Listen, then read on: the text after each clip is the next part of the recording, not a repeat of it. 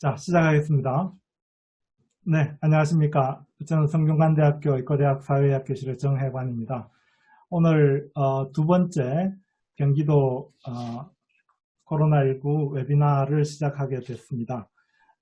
이 웨비나는 지난주에 이어서 이제 두 번째이고요. 저희가 그 경기도 긴급 코로나19 긴급 대책단에서 주최를 하는 것입니다. 그렇지만 이제 우리가 웹을 통해서 하므로 지리적인 경계와 무관하게 전국 어디서든 혹은 전 세계 어디서든 간에 접속하실 수가 있게 됐고 또 공유할 수 있게 됐습니다. 경기도는 서울을 둘러싸고 있는 우리나라에서 인구 17개 시도 중에서 가장 많은 인구를 가지고 있는 지역이고 또 국내에서 일어나는 코로나19의 유행에 가장 대표적인 그 부분을 차지한다고 생각을 합니다. 그래서 시작부터 많은 준비를 해왔고 또 여러 가지 경험을 해왔는데 이번처럼 이 팬데믹이 빠르게 진행하는 상황에서는 이제 기존의 지식만으로는 대처하기에 현장에 계신 여러 선생님들이 대처하기 힘드신 상황이기 때문에 결국 신속하게 서로의 지식과 경험을 공유하는 시스템이 필요하다고 생각하고 그래서 이런 웨비나를 하게 됐습니다. 그 몇 가지 시작하기 전에 몇 가지 안내 말씀을 좀 드리겠습니다. 첫째는 여기 많은 분들이 참여하시게 되는데 참여하신 분들께서 혹시 본의 아니게 잡음이나 다른 게 들어올 수 있으므로 화면에 제일 왼쪽 아래에 보시면 음소거라는 아이콘이 있습니다. 그걸 누르셔서 내 음성이 나가지 않도록 모두 음소거를 해주시면 좋습니다. 음소거 표시를 안 하신 분들은 화면에 표시가 안 나니까 나중에 경고를 드릴 수도 있습니다. 비디오도 같이 오프를 해주시면 좋겠고요. 두 번째는 지금 어떤 분들이 참여하셨는지 알 수 없으므로 혹시 이제 아직 익숙하지 않으신 분이 계시겠지만 줌으로 접속하실 때 소속과 이름으로 아이디를 변경을 해주시면 좋겠습니다. 그래서 여기 다른 분들 보시면 어느 대학 누구 혹은 뭐 무슨 지원단 누구 이런 식으로 나오는데 그렇게 해서 지금이라도 아이디를 모두 바꾸어 주시면 고맙겠습니다. 그리고 여기서 진행되는 자료들은 사실은 이제 신속한 정보의 공유를 위해서 아직 퍼블리시 되지 않았거나 혹은 이제 카피라이트에 문제가 이 진행되는 사항들이 그대로 올라와 있을 수 있고 개인정보의 문제는 가급적 보호하지만 임상정보들은 그대로 공개될 수 없는 것들이 있을 수 있습니다. 따라서 이 강의 자료 자체는 비공개를 원칙으로 합니다. 그렇지만 이제 강의 영상은 추후에 유튜브나 네이버나 다른 곳에 올려서 공개를 할 예정입니다. 그래서 참여하신 분들께서는 그 점을 염두에 두시고 자료의 보호에 같이 유념해 주셨으면 고맙겠습니다. 그리고 진행하시면서 질문이 있으실 때는 질문이나 코멘트가 있으실 때는 언제든지 밑에 보시면 채팅하는 창이 있습니다. 채팅을 누르시고 거기에 질문이나 코멘트를 올려주시면 가능하면 연자가 발표하신 다음에 바로 간단한 것은 바로 응답을 드리고 혹은 이제 끝난 후에 저희가 모아서 그 경기 감염병 관리 지원단 홈페이지에 올리도록 하겠습니다. 그리고 예, 다른 부분들은 아마 또 중간에 추후로 계속 말씀을 드리겠고요. 오늘 2회 웨비나는 크게 세 분의 연자로 연자분께서 준비를 하고 계십니다. 그래서 첫 번째는 이제 이 진단 검사와 관련된 사항들, 사실은 굉장히 궁금해하기도 하고 또 우리가 조금 더 알고 싶은 것들을 아마 말씀을 해주실 예정이고요.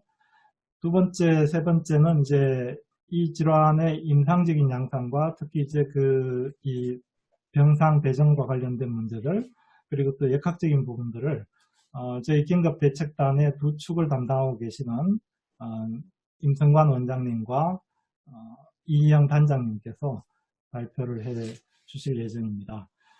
그래서 아마도 살아있는 지식을 서로 공유하는 굉장히 좋은 계기가 될 것으로 생각합니다. 그래서 우선 첫 번째 연재를 시작하겠습니다. 발표는 대략 가능하면 한 15분 이내로 맞춰주시기 바랍니다. 예, 그러면 첫 번째 연재로 이 진단검사와 관련된 부분을 한림대학교 성심병원 진단검사의학과 김한성 교수님께서 발표해 주시겠습니다. 부탁드립니다. 네, 잘 들리시나요? 네, 한림대학교 성심병원의 김한성입니다. 코비드의 진단검사에 대해서 말씀을 드리겠습니다. 사실 오늘 이 세미나를 하기 전에 이런 걸 다뤄줬으면 좋겠다라고 요청하신 분들이 있었는데 너무 난해한 거를 요청하셔서 거기에 대한 답변을 다 못 드리는 것에 대해서는 먼저 죄송하다고 밝히기 시작하겠습니다.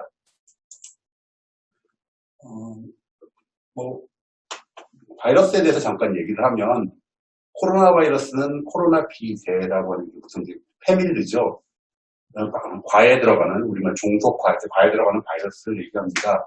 저희 지금 알파 코로나, 베타 코로나, 감마 코로나, 델타 코로나 이런 얘기 들었는데 이게 하나하나가 이제 지너스가 되겠습니다. 속이죠.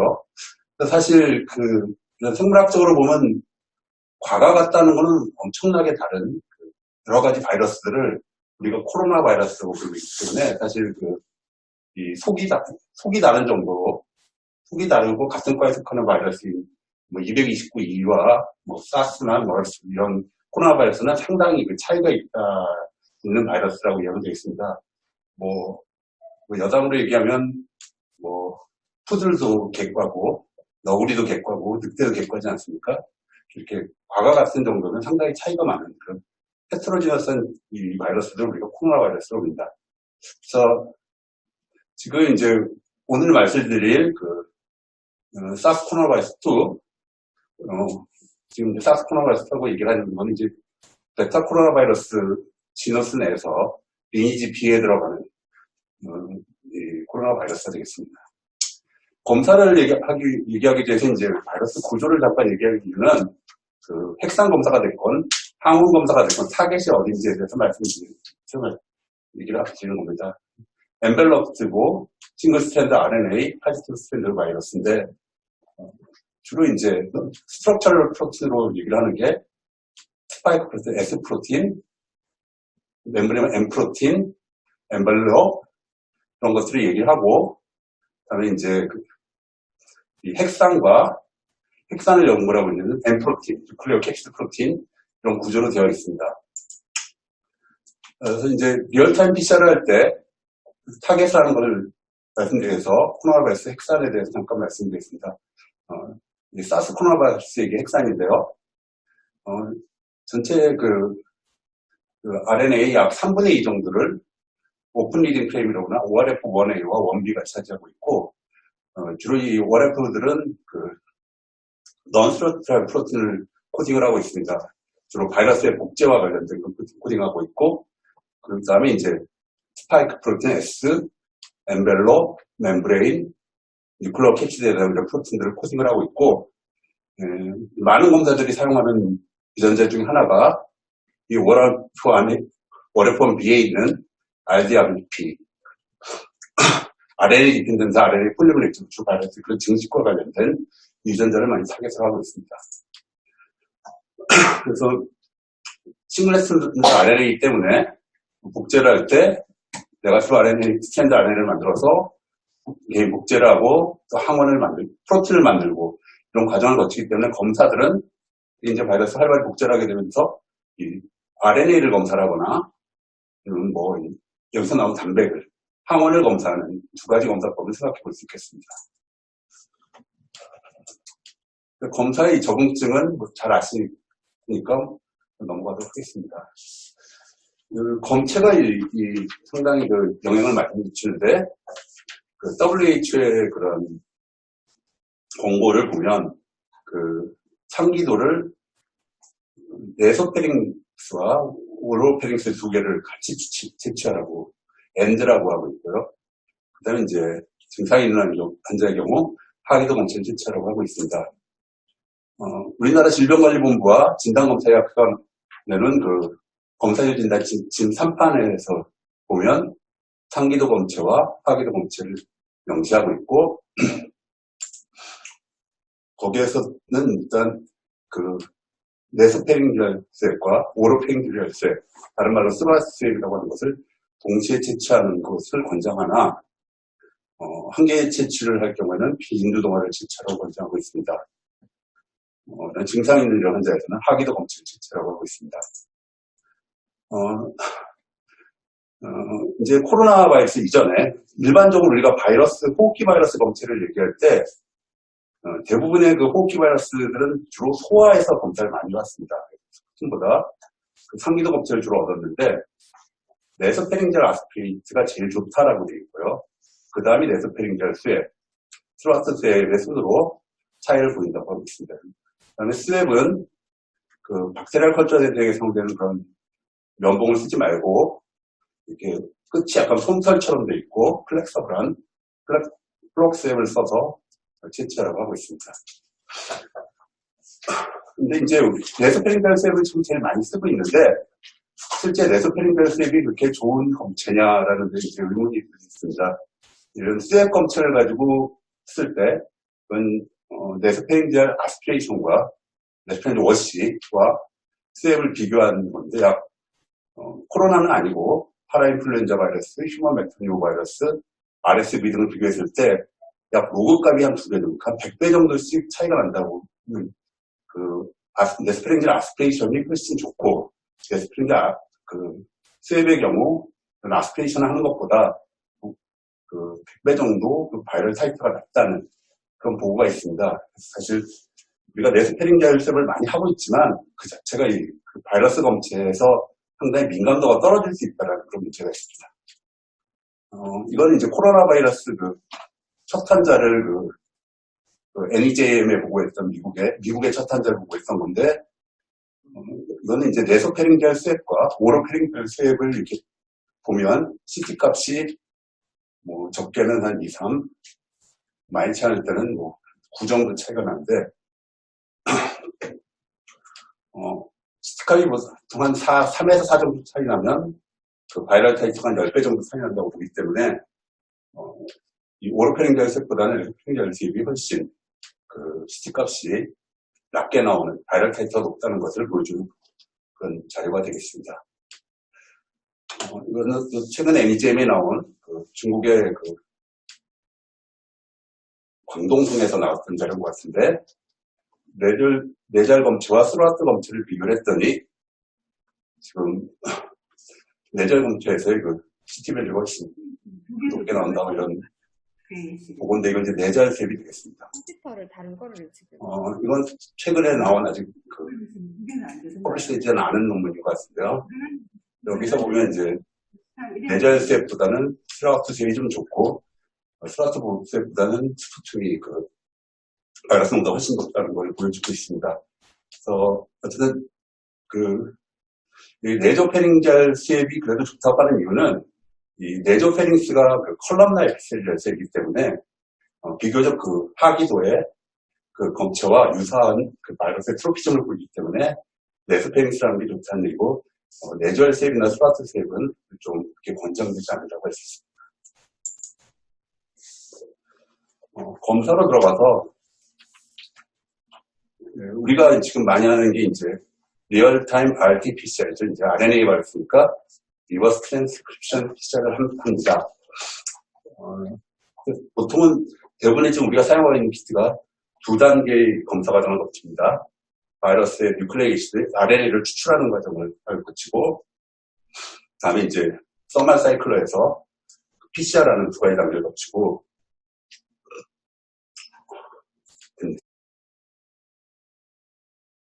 가지고 하면 3, 4시간에 끝낼 수 있고, 보통 이게 20개, 30개 정도의 검체를 가지고 하면 5시간에서 한 6시간 정도 소요되는 것 같습니다.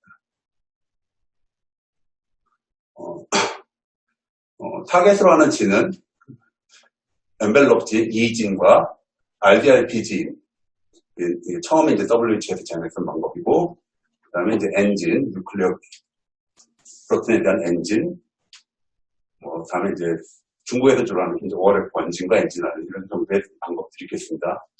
그다음에 인터널 컨트롤이 들어가게 되어 있고요. 이거는 지금 리얼타임 PCR 프로토콜을 쭉 요약한 건데, 첫 번째 있는 게 이제 처음에 WHA가 제안했던 방법이고, ORF 원비와 NL 쓰는 게 중국 CDC 쪽에서 제안한 거. 그 다음에 이제 미국 CDC에서 제안한 거는 처음에는 엔진을 2개를 사용하는 걸 제안했다가, 최근에 이제 엔진 3개를 사용하는 방법을 제안하고 있습니다. 이 밑에 있는 5가지가 국내에서 긴급 사용 승인을 받은 제품이 되겠는데, 처음에 나왔던 코젠바이오틱이라는 게 이진과 LDRP진을, 시젠타에서 사용하는 게 이진과 LDRP에 N을 추가하였고, SD 바이오센서와 바이오셈이라는 거는 코젠과 유사한 방식을 쓰고 있고, 솔젠트라는 회사는 조금 더 다른 ORF1 배유와 벤진을 사용하고 있습니다. 우리나라의 지침에 보면, 그래서 보통 베타 코로나의 일부를 잡아내는, 이진을 검사하는 거 선별 검사로, 또 코비드19의 아주 특이적인 유전자라는 것을 2가지 이상을 검사하도록 하고 있고, 이 2가지 유전자를 검사해서 2가지 다 양성일 때 양성으로 해석하라고 하고 있습니다.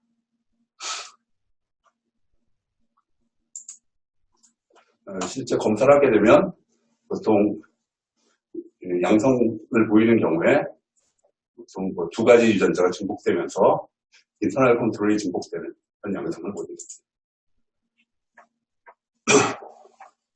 하나하나 키트를 간단히 보면 코진에서 나온 첫 번째 키트가 이진과 RDRP진을 같이 잡아내는데 단점은 이제 2개의 큐브를 쓰고 멀티플렉스 PCR이 아닌 하나의 큐브에서 하나씩의 유전자를 잡아내는 방법이 되겠습니다. 인터널 컨트롤이 들어가 있고 판정 기준을 제조사에서 제공하기를 CT값, 사이클 스레스홀드가 35 이하일 때 양성으로 보고하고 있습니다. 제조사에서 제공하는 리미트 오브 디텍션 한계 검출치는 이진의 경우 마이크로리터당 5.7카피 정도, RDRPG는 마이크로리터당 7.6카피가 있으면 양성을 보인다고 리미트 오브 디텍션을 제시하고 있습니다. 많이 쓰고 있는 게 이제 시젠사의 그런 버스인데, 여기는 엔진을 추가했고, 이 3가지 유전자를 하나의 튜브에서 멀티플렉스로 본다는 장점이 있습니다. 시젠사는 이제 인터널 컨트롤을 추가해주는, 박스를 파지 안에를 추가해줘서 PCR 반응이 잘 일어나는지 보는 걸 보고 있고, 이쪽은 이제 판정 기준을 CT값 40으로 잡고 있고, LOD는 여기서는 리액션당 100카피라고 있는데, 리액션에 보통 뉴클레이시드 추천계 시젠사의 경우는 8마이크로 정도 들어가니까, 나누면 한 12카피 정도 LOD를 본다고 있습니다. 그 다음에 제가 써본 건 이 2회사하고 바이오세움 제품을 썼는데, 바이오세움 제품은 코젠 제품과 거의 유사한데, 2가지 유전자를 하나의 튜브에서 잡을 수 있다는 그런 장점이 있습니다. 이제 PCR에서 문제가 될 수 있는 게 위양성과 위음성이 있을 수 있겠죠. 위양성에 제일 문제가 되는 게 이제 컨타미네이션인데, 컨타미네이션은 이제 첫 번째 캐리오버가 이 A라는 검체에 있는 검체의 그런 일부 물질이 B 검체를 넘어가는 거죠. 그래서 아주 강양성을 보이는 검체 옆에 있는 검체가 양성을 보이는 경우, 이런 경우는 이제 캐리오버를 생각해 볼 수 있겠습니다. 그 다음에 이제 앰플리콘 컨타미네이션인데, 사실 리얼타임 PCR은 컨벤셔널 PCR에 비해서 그런 앰플리콘 컨타미네이션의 레이트가 높지는 않지만 컨타미네이션의 가능성이 있겠습니다. 시약이 오염되는 경우가 있을 수 있겠고, 파이펫 등의 그런 기구가 오염되는 경우, 또 가장 심각한 게 이제 에어로졸 컨텀으로 랩에서 물만 넣고 PCR에서 양성을 보이는 이런 경우가 나올 수 있겠습니다. 실제 자동화된 일부 장비들에서 오히려 매뉴얼 작업에 비해서 캐리오버가 발생할 수 있는 것을 생각하고 있습니다. 그 다음에 이제 펄스파이트의 다른 이유로 생각할 수 있는 게 비특이적인 반응입니다. 사실 이렇게 사이클을 보다 보면 뭐 끝에 가서 살짝 올라오는 경우, 이런 경우에 이제 뭐 컨타미네이션일 수도 있겠고, non-specification일 수도 있겠는데, 이런 경우가 이제 가끔 검사를 보게 되고, 스레스홀도 넘어가기 때문에, 뭐 판독 프로그램을 만약 쓴다면 양성으로 바꾸는 경우가 나옵니다.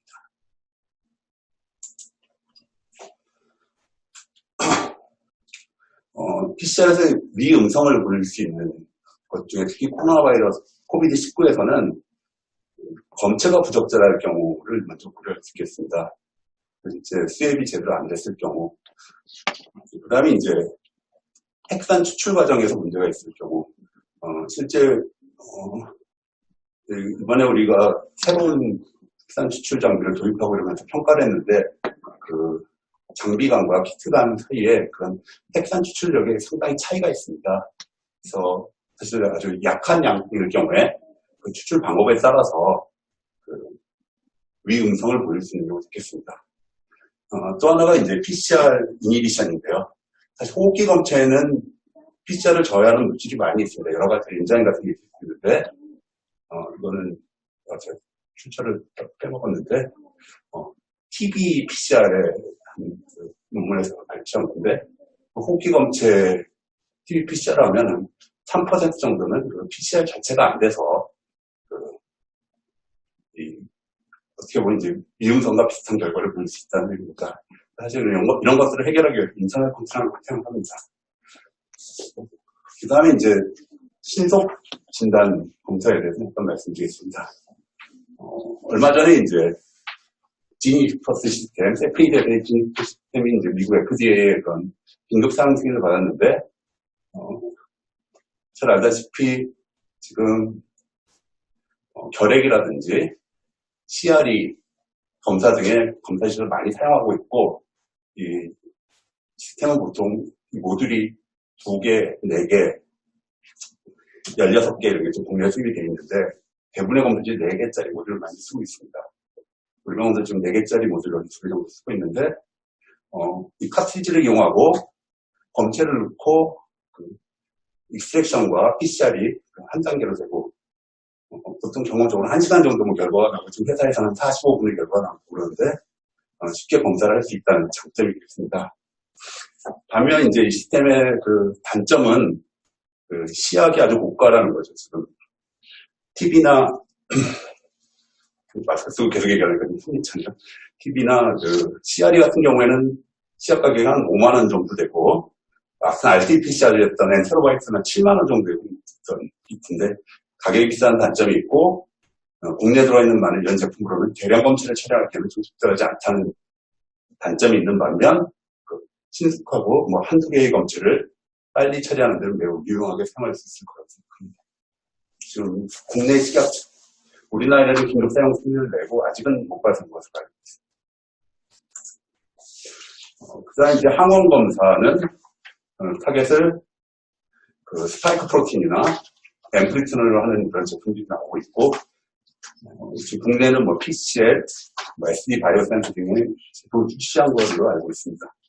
문제는 이제 민감도와 특이도가 문제가 되겠습니다. 이거는 이제 그 항원검사, 인플루엔자 항원검사를 평가했던 그런 논문인데요. 그 신속 항원검사가 전체적으로는 한 68% 정도의 그런 민감도를 보였는데, 특히 리얼타임의 CT 값과 비교를 해보면 CT 값이 25 이하로 강한 경우에는 그 항원검사 다 양성을 보이지만, CT 값이 이제 밀릴수록, 바이럴 사이트가 낮을수록 상당히 그 항원검사의 민감도가 떨어진다는 걸 보여주는 그런 논문이 되겠습니다. 또 하나 이제 고려해야 될 게 이제 특이도인데, 이미 그 메르스 때나 나온 많은 그런 코로나 바이러스의 항원검사들이 그 다른 코로나 바이러스와 다른 코로나 바이러스의 그런 양성을 보일 수 있다는 그런 보고들이 많이 있습니다.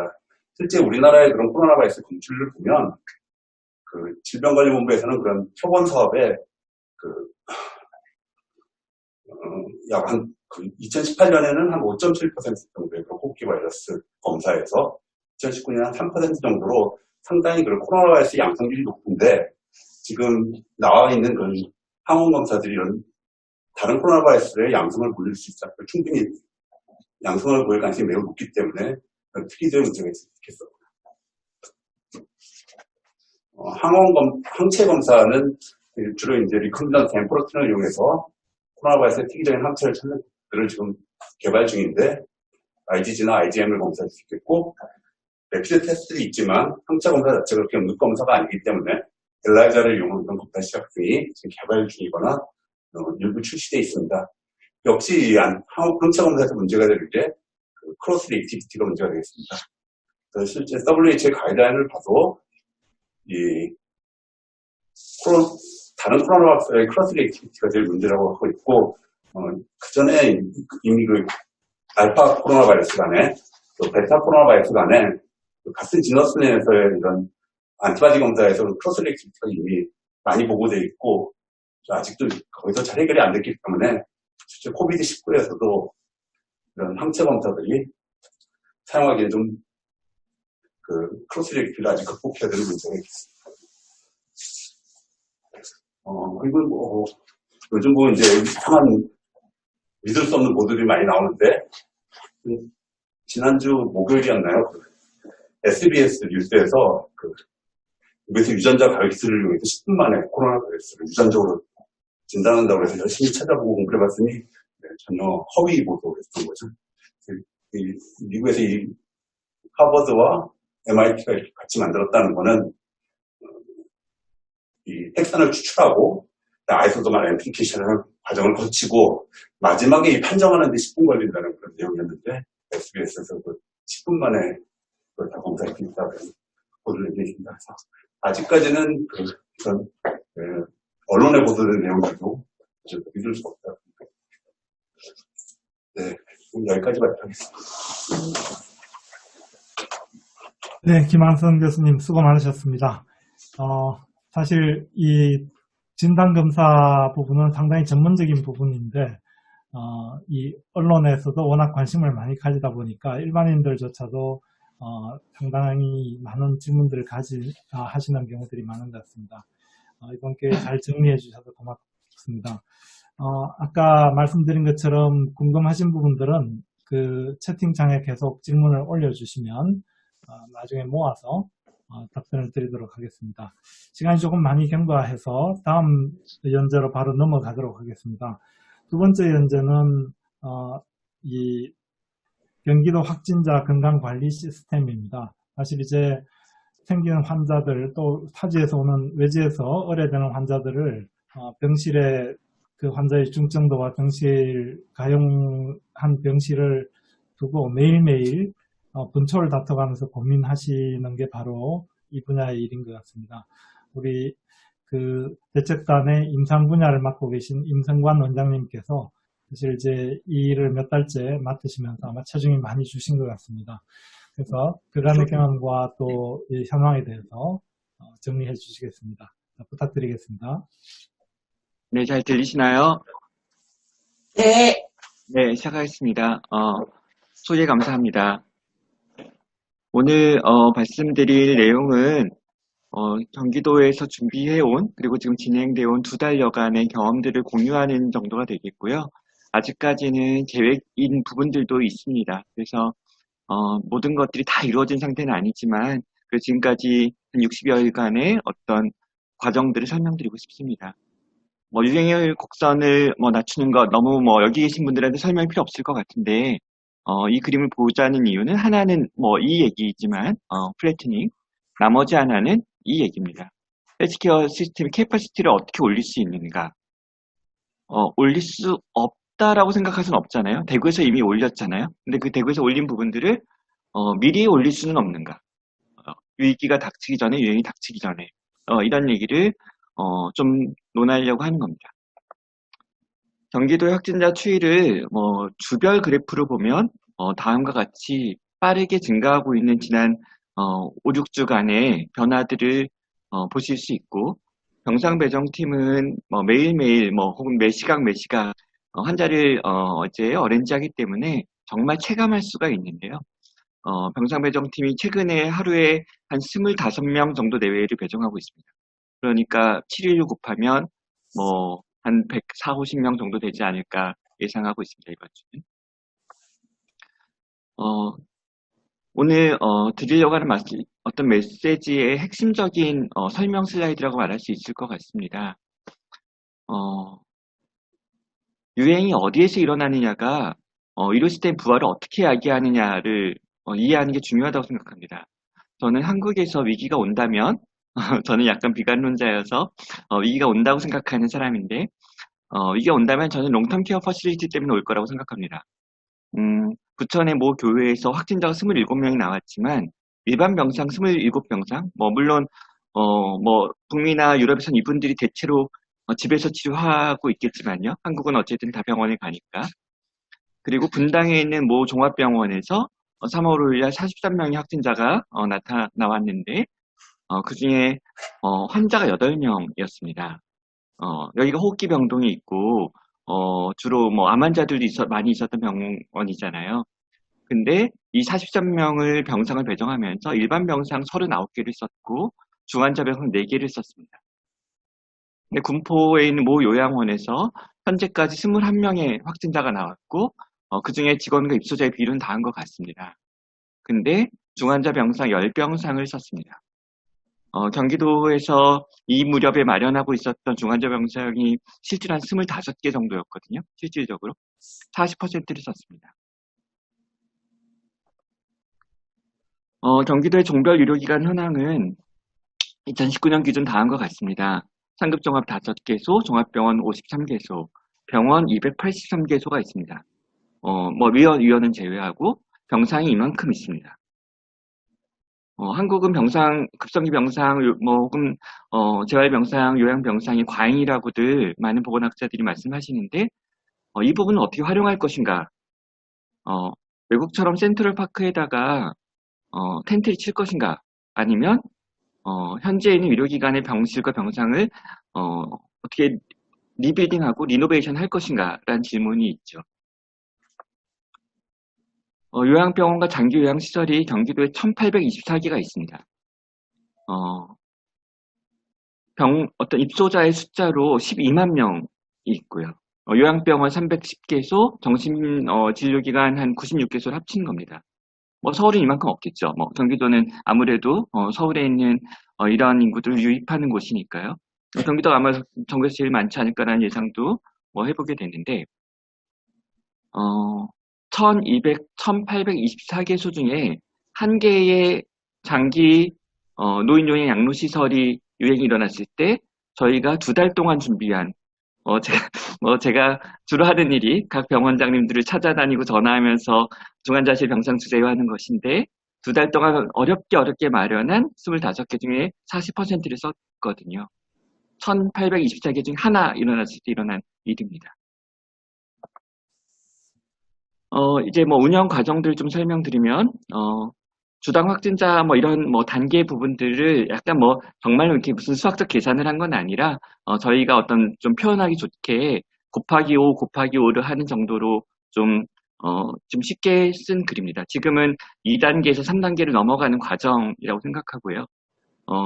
이런 병상의 트리아제, 결국 의료 시스템은 결국 전달 체계잖아요. 그래서 전달 체계를 잘 마련하기 위한 오퍼레이터가 필요한데, 코디네이션 오퍼레이터가 필요한데, 이 부분들을, 과거에는 도청에 공무원이 있다면, 그 보건소와 병원 사이에, 혹은 병원과 병원 사이에 의료적 커뮤니케이션이 너무 중요하다는 걸 저희는 발견하고, 첫 주부터, 제가 이제 공중보건의사 선생님 2명과 같이 시작을 했었습니다. 공중보건의사 2분이 24시간 맞교대를 하는 엄청난, 악조건의 노동조건 속에서 이제 병상을 배정하기 시작했죠. 그래서 이제 이 사람이 숨이 찬지 안 찬지, 기저질환이 얼마나 위험한 것인지들을 배정하는 사람이 알고 있고, 그 배정하는 사람이 병원의 의료진과 커뮤니케이션이 가능한 체계를 만들었는데, 정말 순수히 사람의 노력에 의하고 있습니다. 현재까지도 사실 그렇게 하고 있습니다. 하지만 어쨌든 그런 것들을 관리하는 플랫폼은 많이 좀 개발해서요. 현재 전산 플랫폼을 갖고 있고 데이터베이스를 갖고 있습니다. 이 부분은 성균관이대 사회학교실의 김종원 교수님 팀이 매우 많은 도움을 주셨습니다. 구조가 이런 거죠. 과거에는 보건소에서 확진자를 발견하게 되면 도의 역학조사관으로부터 컨펌을 받고 그 다음에 도청의 주무과의 주무관에게 연락을 하면 주무관께서 이제 뭐 지역 안배를 통해서 이제 병상을 배정하는 이런 체계여서 어떤 배정의 하이라키 같은 것들이 좀 명확하지 않았던 거죠. 그래서 2월 첫 주부터는 저희는 이렇게 하고 있고 보건소에서 병사배정팀, MD가 있는 병상배정팀에 연락을 하면 병상배정팀에서 환자의 정보를 가지고 상급병원에 보낼 것인지 일반 병원에 보낼 것인지를 판단하고 일반 병원에서 지난번에 저희가 브리핑 때도 말씀드렸는데 한 180여 명 진료하다가 5명 정도를 전원했잖아요. 2.8%?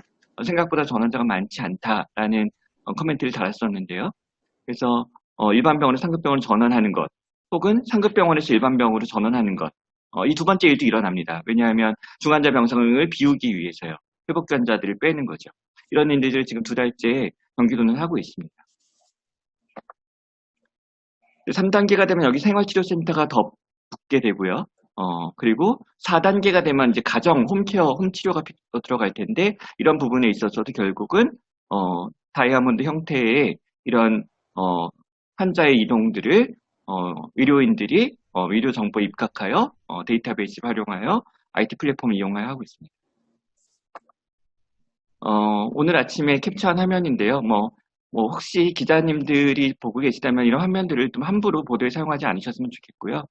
지난번에 모지에서 좀 그런 주간전을 했었는데 좀 삼가해 주셨으면 좋겠습니다. 그래서 가동률, 파란색, 빨간색이 남은 겁니다. 남은 게 중요하니까요, 저희 입장에서는. 그래서 남은 것들을 색깔로 보면서 오늘 아침에 일반 병동이 얼마 남았네, 가용병 중환자실 얼마 남았네, 생활치료센터가 얼마 남았네.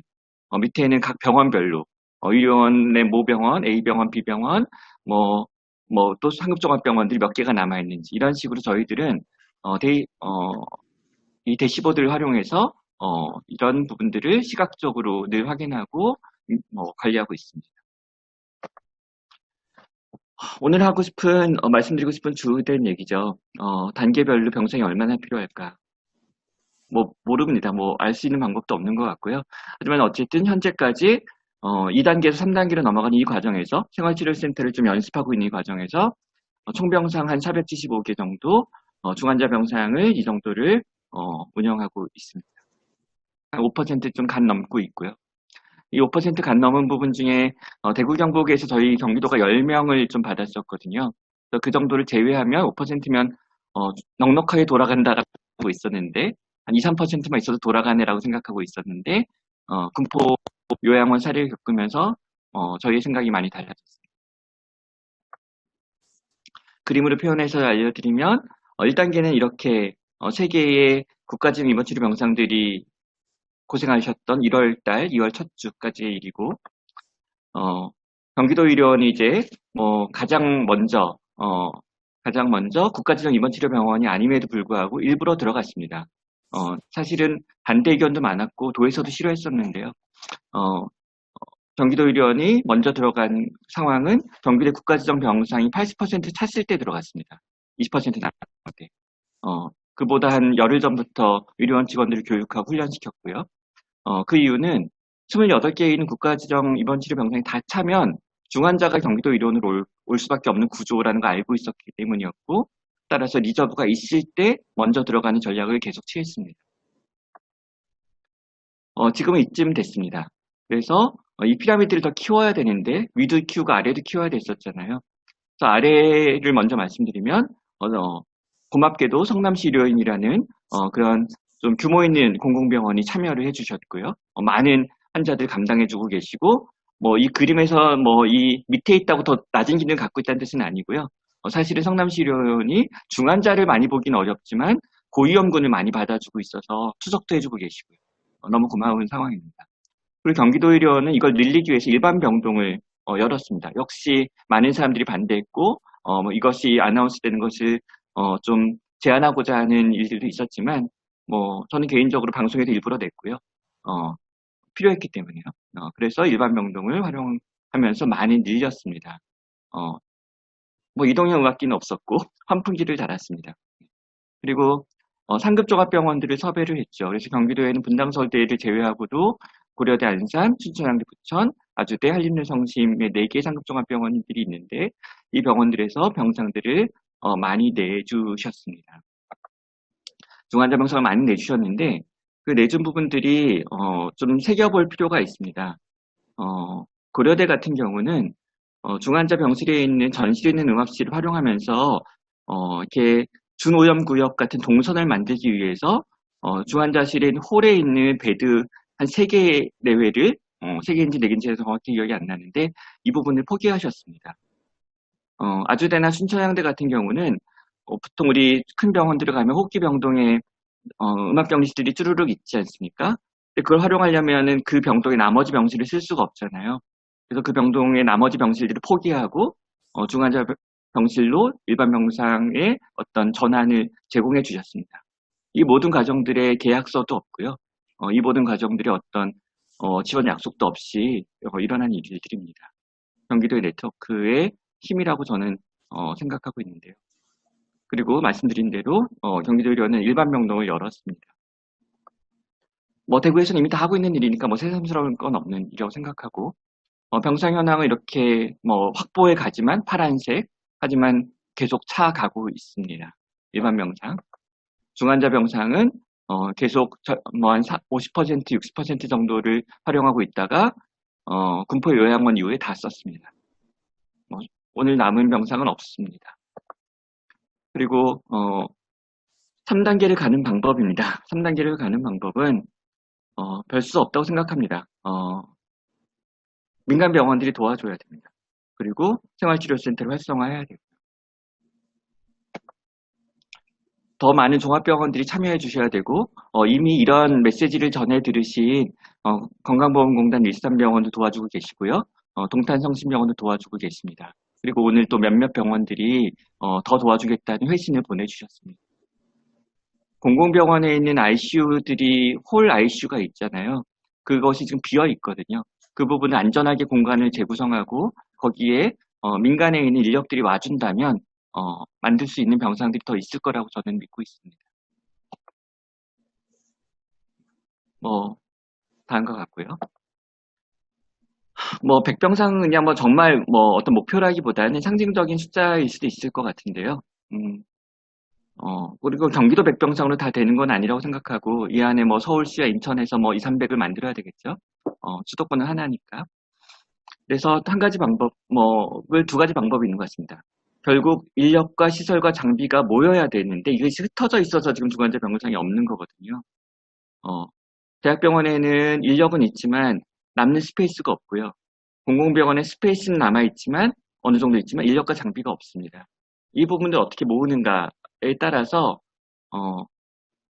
컨테이너 진료를 할 것인가 아니면 어떤 건물 안에서 진료를 할 것인가가 결정될 거라고 생각하고 그걸 뒷받침하는 법률과 제도가 필요합니다.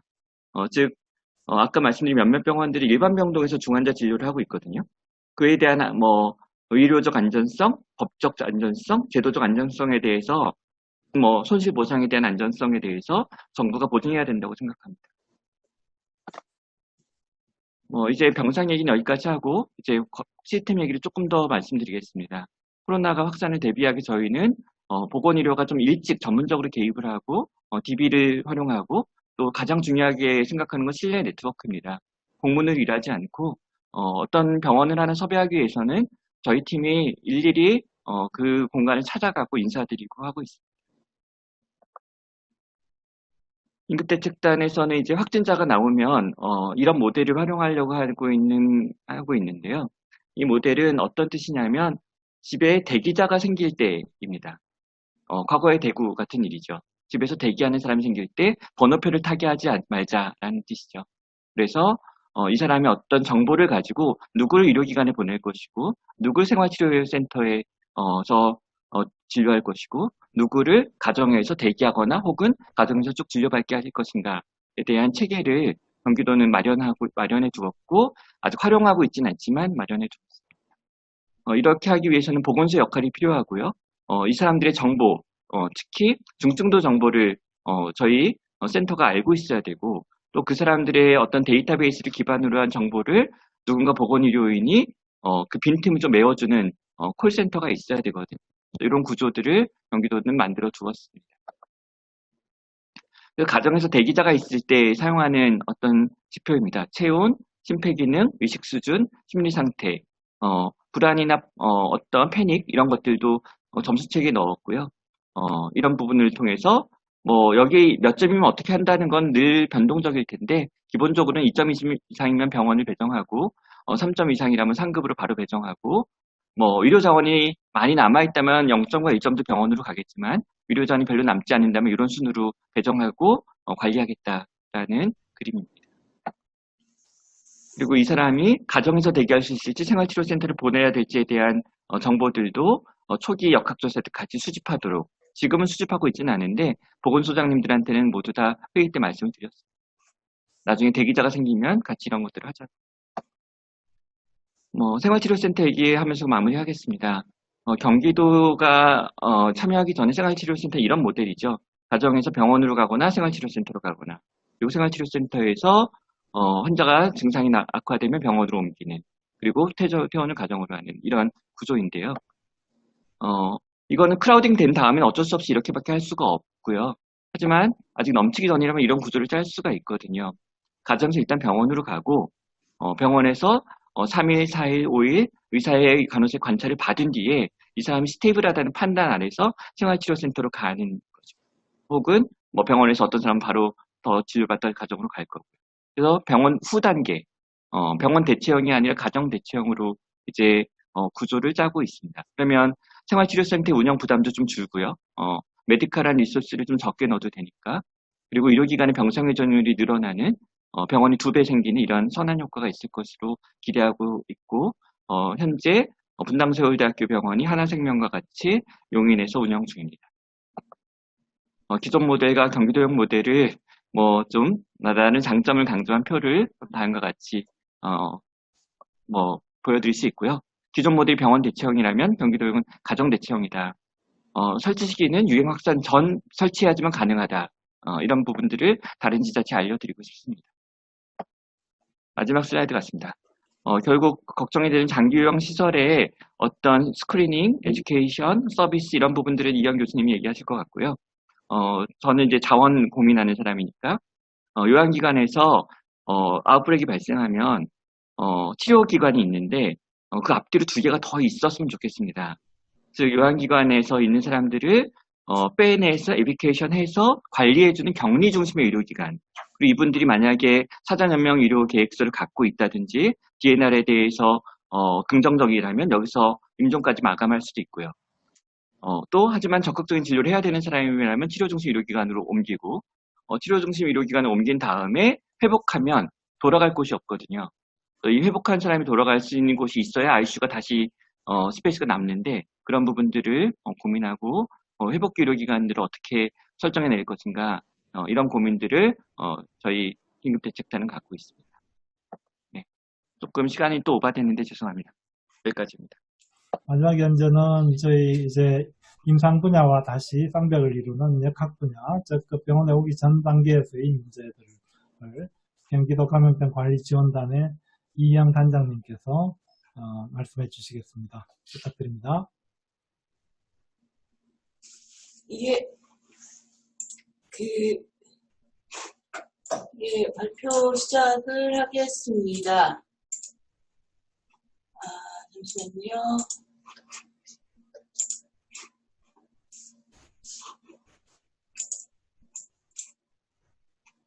예, 제 발표는 현재까지 코비드19 역학조사 상황과 분석이라고 했는데, 일단 가용한 자료로 나올 수 있었던 자료들을 데이터를 좀 설명드리겠습니다. 일단 경기도 확진자 일별 추이입니다. 많이들 아시겠지만 저희 경기도 간병관리지원단 홈페이지 들어가시면 매일 업데이트되는 이 그래프가 있습니다. 소위 유행 곡선이라고 하는 거고요. 제가 거기에서 아직 그 심텀 기반으로는 추가가 안 돼 있는데 저희가 1일 리포트 낼 때 이제 중간중간 한 번씩 심텀 기반하고 그러니까 증상 발현일 기준 에피커브와 이 커브를 같이 비교를 하고 있습니다. 이게 이제 그 질병관리본부 보도자료에 나오는 이 일별 추이인데요. 전체를 보시면 이 파란색이 이렇게 올랐다가 최근에 많이 감소한 것처럼 보이지만, 실제로 수도권만 따로 빼면 이런 식으로 이 빨간색이 지금 그 수도권 합인데요. 그리고 서울, 경기가 이렇게 있는데, 계속해서 증가하는 추세라는 것을 알 수가 있습니다. 경기도 확진자 선별 연령별 분포도 계속 그 홈페이지를 통해서 공개를 하고 있는데, 저희가 지금 20대가 저희도 20.6%로 최근 많이 상승해서 바뀌었습니다. 이 선별 연령별 분포는 뒤에서 말씀드릴 감염 경로와 상당히 그 관련이 있는 걸로 보입니다. 저희 홈페이지에서는 이제 지나간 날짜도 이렇게 스크롤을 해보면은 보이거든요. 그랬을 때 제가 준비를 하면서 다시 예전을 한번 비교해봤더니 3월 1일에는 30대가 압도적으로 많았고 3월 16일 기준 때도 40대, 50대가 많았는데 한 주마다 이 보름 만에 이렇게 또 양상이 바뀌었습니다. 시군 확진자 현황도 현재 이제 성남시가 가장 많고 이거는 인구 대비는 아닙니다. 인구 대비 아니고 성남시, 용인시 이렇게 많이 있는데 사실 3월 1일, 16일 때만 해도 전혀 다른 양상으로 보였었습니다. 확진자 감염 경로별 유행 곡선입니다. 그 감염 경로를 어떻게 분류하느냐는 사실 좀 논란이 있습니다. 왜냐하면 인덱스 케이스를 저희는 분류를 어떻게 했냐면 인덱스 케이스가 해외 유입이면 그 해외 유입에서 접촉한 사람도 감염 경로를 해외 유입으로 본다라고 해서 지금 분류를 한 건데 다른 방법도 있을 수 있고요. 사실상 여기서 지금 저희가 뭐 대구 신천지, 과천 신천지 이렇게 나눠놨는데 엄밀하게 얘기하면 대구 신천지나 서울콘센터도 인덱스 케이스가 어떤 감염 경로인지를 모르는 상황이기 때문에 감염 경로 분류는 조금 더 재논의를 할 예정인데 여기 보시면 확실하게 느껴지는 게 이 파란색이 해외 유입입니다. 최근에 이제 해외 유입이 많이 증가하고 있는 걸 보실 수가 있습니다. 저희는 이제 확진자 감염 경로를 이제 그룹으로 좀 모아서 계속 홈페이지에서 보여드리고 있는데요. 일단 이런 분류를 했을 때 지금 4월 1일까지가 한 160여 개 그룹이 됩니다. 그룹이라 하면 인덱스 케이스와 그 사람의 접촉자를 한 그룹으로 해서 어떤 그룹은 1명에서 끝나고 어떤 그룹은 2명에서 끝나고 아주 큰 그룹은 뭐 50명이 넘을 수 있습니다. 그랬을 때 지금 퍼센트를 보면 불명하게 비율이 점점 이렇게 더 늘어났고요. 그 다음에 이제 해외 유입이 최근에 많이 늘어서 해외 유입이 그룹수로는 50% 차지합니다. 그룹수라고 하면 해외 유입이 주로 이제 한두 명으로 끝나는 경우가 많기 때문에 그런 영향인 것 같습니다. 증상 발현부터 확진일까지 소요 분포는 지금 4월 2일 기준으로 했을 때 4.75일이 나옵니다. 좀 더 줄이고 싶은데 쉽지가 않습니다. 그 다음에 이제 3월 16일 기준으로 하면 4.9일 늘어났죠. 원래 3월 1일에 4일까지 줄었다가 다시 늘었다가 조금 줄어드는 추세입니다. 아마도 이거는 해외 유입이 들어오면서 해외 유입은 이 증상 발현과 확진일이 좀 짧기 때문인 것 같습니다. 그리고 이 얘기를 좀 하려고 하는데요. 현재 활용 가능한 데이터에 대한 얘기를 좀 하려고 하는데, 이거를 아셔야 됩니다. 이게 뭐냐면, 지금 우리가 그 감염병 신고를 하시지 않습니까? 보건소든 의료기관이든. 그러면 신고를 하면은 그 신고 자료가 있습니다. 근데 그 신고 자료가 뒤에 보여드리겠지만 경기도만 지금 1000만 건이 넘게 쌓여 있습니다. 그런데 그 신고 자료가 평소와는 다르게 이거 의심 환자니까요. 이제 소위 선별진료소나 일반 보건소에서 검사한 건수가 들어갑니다. 그래서 의사 환자와 조사 대상 유증 환자가 다 들어가는 거고요. 여기에는 근데 이제 증상 같은 게 없습니다.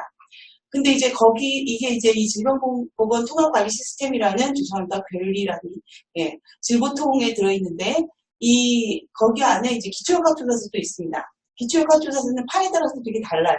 근데 그 질보통에 있는 기초역학조사서는 쌤들이 좀 보신 분들 많이 계실 텐데 뭐 발열이 났냐, 뭐 해외를 갔다 왔냐, 뭐 그런 한 페이지짜리입니다. 그래서 이 데이터가 있고요. 그 다음에 접촉자 자료가 있습니다. 그러니까 확진자가 생기면 접촉자를 등록을 해서 관리를 해야 되기 때문에 어떤 사람의 접촉자인지가 나와 있고요. 그 다음에 심층역학조사서라고 저희가 역학조사관들이 나가서 동선조사하고 막 이런 것들이 있는데 이건 그냥 한글 파일입니다. 데이터화되어 있지 않습니다. 각각의 CT 값이 있는데 이 값도 저희가 지금 다 못 모아놓았습니다. 왜냐하면 보안연이랑 민간업체들이 지금 다 가지고 있는데 이 CT 값 데이터가 한 군데 모여있지는 않고요. 질본이 다 모은다는 얘기가 있긴 한데 제가 정확히 모르겠습니다. 그다음에 확진이 된 사람들에 대한 확진자 관리는 크게 두 가지로 나눠집니다. 중앙임상TF의 ECRF입니다. G가 아니라 CRF 임상연구 시스템이 있는데요. 이거에서 이제 94개 변수 정도를 가지고 있고, 그런데 이제 문제는 이게 충분하게 지금 입력이 되고 있지가 않다라고 저는 들었습니다. 그리고 심평원의 환자 관리 시스템이 있는데요. 이거는 이제 로그인을 해야 들어가서 못 봤는데, 이 경우는 이 위에 것보다는 상당히 변수가 간단합니다. 간단한데, 어쨌든 중증도 분류를 하고 있다고 들었고, 여기에서 이제 생치쌤 같은 경우들의 데이터들을 많이 모으려고 하고 있다고 들었습니다. 마지막으로 건보 데이터가 있습니다. 왜냐하면 이미 청구가 되기 시작했고요. 이 사람들의 확진자들의 이전 자료들 과거력이 있어서요. 건강보험과 관련해서는 제가 여기 쓰진 않았는데 대구 아웃브레이크 때 대구 환자들 중증도 분류 때문에 이 환자들의 만성질환 여부에 대해서 예스노로 데이터를 줬다는 얘기를 들었습니다. 신병원은 최근에 이런 홈페이지를 오픈을 했습니다. 그래서 청구된 자료에 대해서 환자 개인정보를 비식별을 하고 나서 이렇게 하고 있는데요. 아직까지 충분하지 않고 약간 정확성의 문제가 있긴 하지만, 많은 부분 연구에 활용할 수 있을 것 같습니다. 신고 자료를 보면 73,000명입니다. 거의 4,000명이고요. 여성이 더 많고요. 연령 보시면 되게 재밌게 20대, 30대에서 굉장히 높습니다. 퍼센트가 높습니다. 검사를 많이 받은 연령대가 확실히 있습니다. 날짜별로 보면 이렇습니다. 이게 꺾이는 거는 주로 주말에 좀 떨어집니다. 아무래도. 계속해서 많은 수준이고요. 그 다음에 이제 검사 사유를 보면 이렇게 입력이 돼 있는데, 사실은 이 변수는 저는 못 쓴다고 생각합니다. 의사 환자와, 그 밖의 경우가 어떻게 되는지에 대해서. 그 다음에 시군별로 한번 나눠보긴 했어요. 근데 이렇게 복잡한 그래프가 나와서 날짜별로 이거 가지고 뭘 보기는 좀 어렵겠다 싶었고, 너무 복잡해서 50만 명 이상인 데들만 좀 봤는데, 역시나 이제 아웃브레이크가 좀 크게 있었던 곳에서 건수가 많이 증가했던 걸 볼 수가 있었습니다. 시군별 인구 10만 명당 검사자 수가 어떻게 되냐라고 봤을 때는, 생각보다 연천, 가평, 돈두천의 양평같이 조금 인구수가 좀 적은 데에서 오히려 10만 명당은 더 많게 나왔고요. 과천이나 성남, 과천같이 좀 아웃브레이크가 있었던 곳에서 좀 많이 나온 걸 볼 수가 있습니다. 그래서 73,727명 중에 확진자가 440명 나왔습니다. 질본 홈페이지에 들어가면 항상 이렇게 나오죠. 누적 확진률 2.4%라고 나오는데, 경기도 데이터로만 봤을 때는 0.597, 0.6% 정도 나옵니다. 아마도 이 안에 이제 대구 경북 자료들이 들어있어서 약간 다른 것 같습니다. 날짜별로 봤을 때는 크게 차이 나오는데, 이렇게 좀 튄 날이 좀 있어서 이거는 좀 약간의 아웃라이어인 것 같고요. 약간씩 올라가는 경향들이 있긴 합니다. 시군별 누적 양식률 보시면 부천, 성남, 처럼 이렇게 좀, 확실한 아웃브레이크가 있던 곳에서 좀 높은 게 볼 수 있고요. 그 다음에 이제 다들 궁금해 하시는 접촉자 중 양성률, 세컨더리 어텐레이트라고 하는 SAR을 보시면 이 데이터가 아직은 정확하지 않습니다. 왜냐하면 아까 제가 말씀드린 데이터 소스가 아직 굉장히 지저분한 데이터이기 때문에 많은 클리닝이 필요한데요. 일단, 전체 확진자 205명, 제가 아까 403명 얘기를 했는데 왜 갑자기 205명이냐라고 하실 텐데 뒤에 설명드리겠습니다. 이 사람들이 접촉자 5,200명을 했을 때 전체가 3.9%가 나왔고요. 이 중에 이제 확진자를 변수를 보면 접촉자 데이터셋을 보면 확진자하고 무슨 관계인지를 정리 많이 있습니다. 그런데 가족은 그 데이터가 맞을 거라고 생각하고 봤을 때 가족 접촉자 중에서의 세컨더리 어텐레이트는 9.4% 정도 나옵니다. 그리고 의료기관 시설 종사자, 의료기관 시설 환자에서도 환자는 생각보다 전체 평균보다 조금 낮은 게 있고요. 우리 이제 이 전체 평균을 믿을 수가 좀 없는 부분이 있고요. 직장 동료라고 되어 있는 사람에서가 2.2% 정도 되어 있습니다. 확진자별 접촉자 카운트에 제한점이 있습니다. 왜냐하면 현재 경기도 보건소에서 관리 중인 접촉자만을 카운트하게 됩니다. 즉 저희가 질본통에서 볼 수 있는 건 경기도 주소지일 뿐입니다. 경기도 밖의 사람들은 질본에서 경기도는 경기도 것만 보라고 권한 제한을 해놨기 때문에 다른 지역 걸 볼 수가 없습니다. 그래서 확진자가 경기도이고 접촉자가 경기도 내에만 있으면 전체 접촉자가 카운트가 되지만 확진자가 경기도가 아니고 접촉자가 경기도와 타 지역에 있는 경우에는 경기도 접촉자만 카운트가 되기 때문에 안 됩니다. 그리고 실제 접촉 분류가 시스템 정보로는 구별하기가 어려워서 아까 말씀드린 그렇게 좀 확실한 것만 구분을 하고 절반에 가까운 부분들은 모두 기타로 했습니다. 접촉자 중 확진자 발생 건수는 403명 중에 접촉자 수 확인 안 된 사람이 100명이고 나머지 걸 봤을 때 1명인 사람이 39건, 2명인 사람이 15건, 그리고 쭉 보시면 15, 19, 20, 46 이게 이제 여기가 좀 많이 차지를 합니다.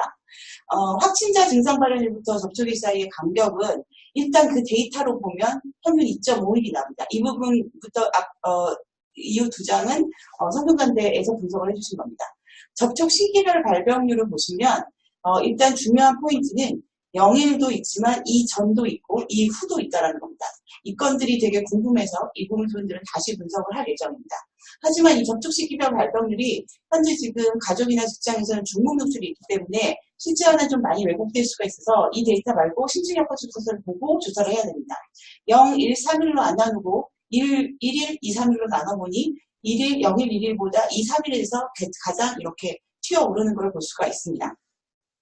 무증상자가 궁금하실 텐데요. 403명 확진자 중에 무증상자가 80명입니다. 20% 정도 되고요. 이 중 1명을 제외하고는 인덱스가 아닌 다 접촉자입니다. 이 1명도 사실은 인덱스라고 보기는 어렵습니다. 왜냐하면 이분은 소위 저희가 대구 경북 일반이라고 분류한 그룹인데요. 그 당시 대구가 너무 정신이 없어서 이분이 어떻게 접촉됐는지 이분이 진짜 인덱스인지를 알 수가 없었습니다. 80명 중에 집단 발생과가 관련된 경우는 발생 직후에 접촉자 검사를 시행하기 때문에 무증상으로 나왔을 가능성이 큽니다. 그랬을 때 이 세 클러스터에서 51명이 나와서 80명 중에 64% 정도는 대규모 클러스터에서 발생 직후 접촉자 검사를 했기 때문에 무증상이 나온 걸로 추정을 하고 있습니다. 연령대별로 보시면은 이렇게 되고요. 연령대별 무증상 환자 비율로 보시면 10대와 10세 미만이 높은 거를 보실 수가 있습니다. 이거 왜일지 정확히 보겠습니다. 예, 향후 분석은 마스터 DB를 만드는 게 목표고요. 심층 역학조사서나 진료 정보들을 추가하고 검사자, 확진자, 접촉자별 마스터 DB를 만들고 병상 관련 정보를 추가하고 필요한 데이터, 추가 데이터를 확보하는 겁니다. 일자별 RT 값을 산출하는 그 워크숍이 이제 내일 있어서 이거 좀 참석할 예정이고 저도 같이 있는 연구 중이어서 그다음에 현재도 이런 식의 일자별 RT 값이 산출되고 있기도 합니다. 대규모 유행 클러스터를 분석하고 관련된 주요 직군들을 산출하는 게 향후 계획입니다. 예, 이상입니다. 네, 이영 단장님 수고 많으셨습니다. 사실 이영 단장님도 동해번쩍 서해번쩍 현장을 빠짐없이 뛰어다니시면서 이렇게 일보 하루도 빠짐없이 일일 보고도 내고 더군다나 이렇게 역학 연구까지 정리를 해주시는 것을 보면 그냥 거의 슈퍼우먼이라고 이야기할 수밖에 없습니다. 특히 이제 두 분 단장님 노고에 특히 감사를 드리고요. 시간이 약속한 시간이 이미 많이 넘었습니다. 그렇지만 이제 질문이 꽤 많은 분들이 질문을 해주셨는데 세 분 연자분들께서는 옆에 있는 질문들 중에서 조금 해당하는 질문 중에서 당장 답변을 드릴 수 있는 내용들을 뽑아서 좀 답을 해주시면 좋을 것 같습니다. 그래서 우선 분당 검사 분야부터 먼저 앞에 아마 두 가지 질문이 검사와 관련된 부분인 것 같습니다. 이 부분에 대해서 좀 대답을 주실 수 있으시겠습니까? 네, 첫 번째 질문이 사스 코로나 바이러스 1하고 지금 있는 사스 코로나 바이러스 2하고 타겟팅 차이가 어느 정도라고 질문하셨는데요. 지금 처음 WHO에서 제안했고 지금 코젠 바이오스텍이나 바이오셈이나 이런 데서 나오는 키트들의 EEG는 지금 사스 라이크 바이러스는 다 양성을 보이는 볼 수 있습니다. 그래서 코비드19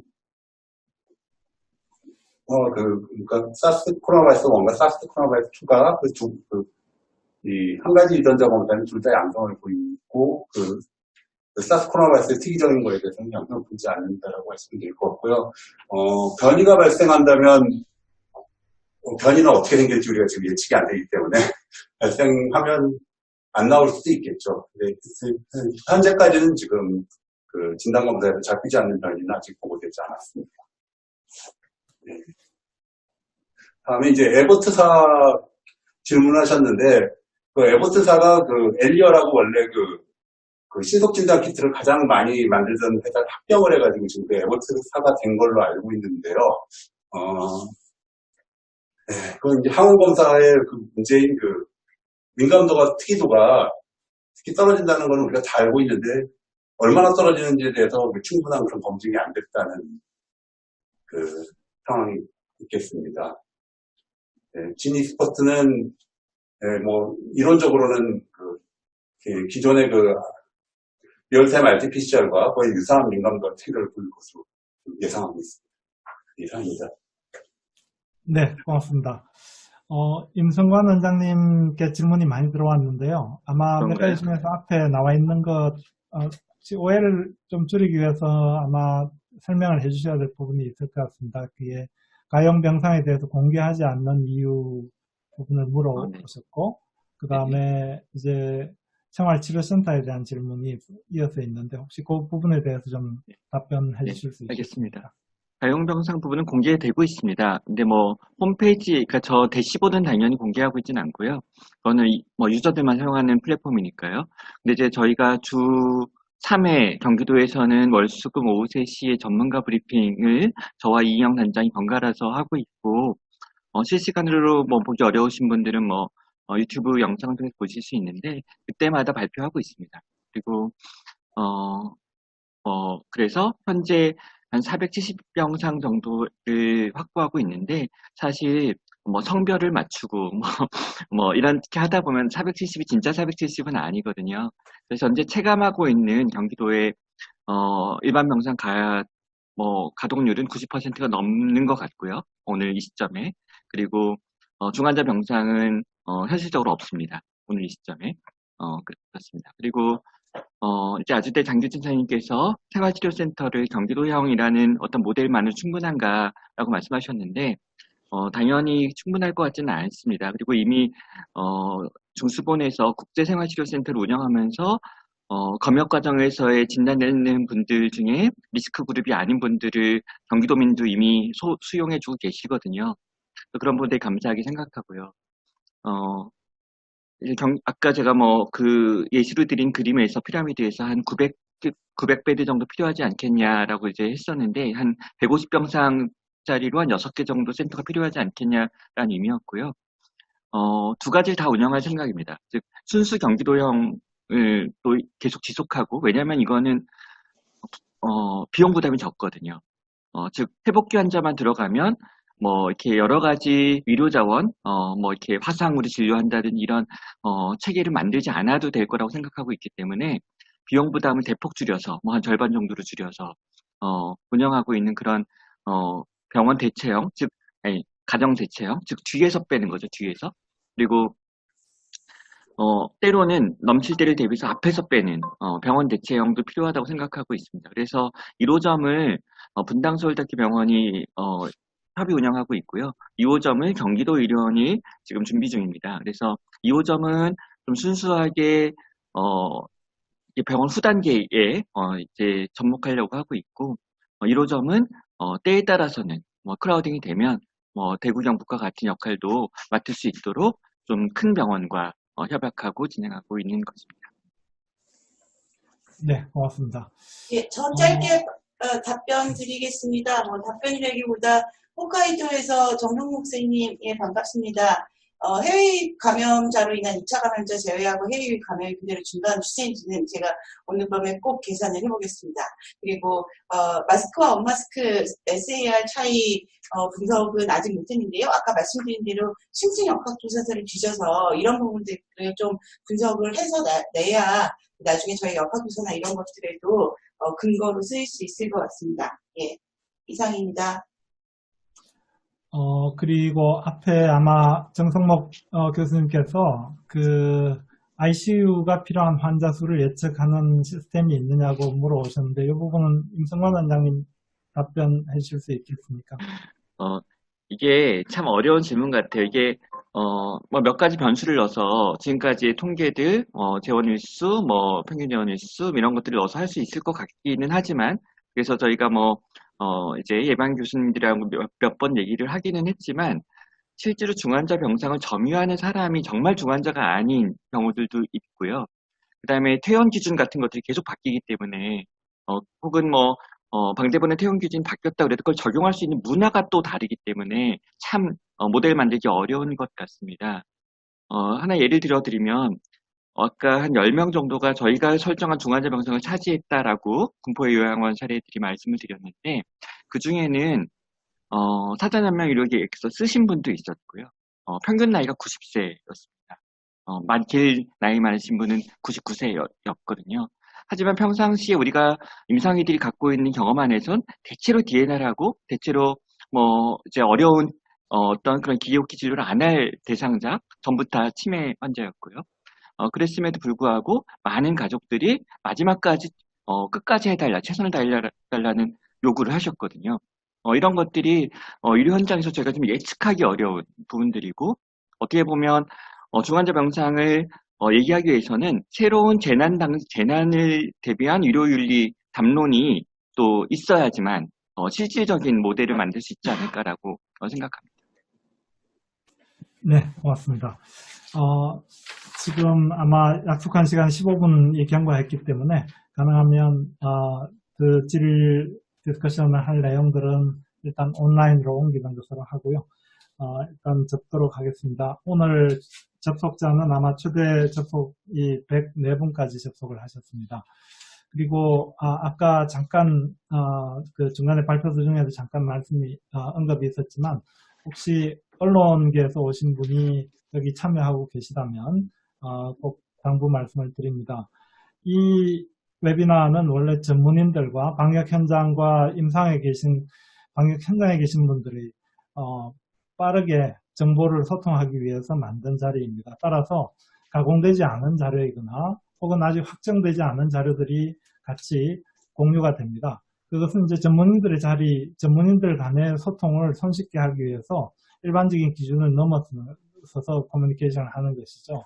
네, 혹시라도 여기 있는 내용들을 중에서 일부만 이렇게 따서 보도를 하는 것은 절대로 삼가 주시기 바랍니다. 만약에 그런 일이 반복해서 있게 되면 전문인들 간의 소통을 막게 되고 결국 우리 방역 현장 일선에 있는 분들의 귀중한 정보를 전달하는 자리를 훼손하는 게 됩니다. 그래서 다시 한번 간곡히 부탁을 드리고 이 코로나19와 관련된 보도 가이드라인을 꼭 염두에 두시고 원칙적으로 여기에서 여기에서 프레젠테이션 된 자료들은 공유하는 자료는 아닙니다. 그래서 참여하신 분들께서 보시고 질의응답을 하실 수 있지만 인용하시거나 이것을 따로 저장하시는 것은 허용되지 않습니다. 그래서 영상으로만 보시고 같이 토론을 하시면 좋겠습니다. 네, 오늘도 늦은 시간까지 이렇게 좋은 연재를 준비해 주시고 또 발표해 주시고 토론에 참여해 주신 모든 참석자와 발표자분들께 감사드립니다. 다음 주 목요일 제3회 웨비나가 예정이 되어 있습니다. 연자와 내용은 다시 안내를 드리도록 하겠습니다. 오늘 늦은 시간까지 이렇게 참여해 주셔서 대단히 고맙습니다. 이상으로 제2회 웨비나를 마치겠습니다. 고맙습니다.